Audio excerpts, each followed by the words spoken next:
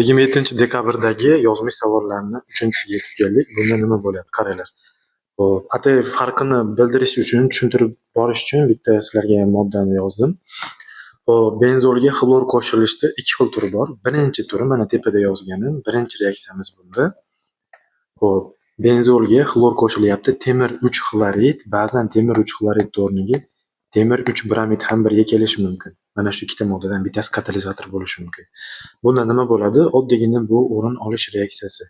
Benzoldagi bitta vodorod o'rnini xlor almashinadi va vodorod xlorid hosil bo'ladi. Natijada xlor benzol paydo bo'ladi. Reaksiyaning ikkinchi turichi deydigan bo'lsak, xlor agar yorug'lik nuri, quyosh nuri ta'sirida xlorlanadigan bo'lsa, bunda hamma benzoldagi vodorodlar xlorga almashinib ketadi. Mana bunday modda paydo bo'ladi. Geksaxlor benzol yoki geksaxloran deyiladi bu moddaning nomi. Geksaxlor benzol yoki geksaxlor siklogeksan, geksaxloran degan nomlari ham bor.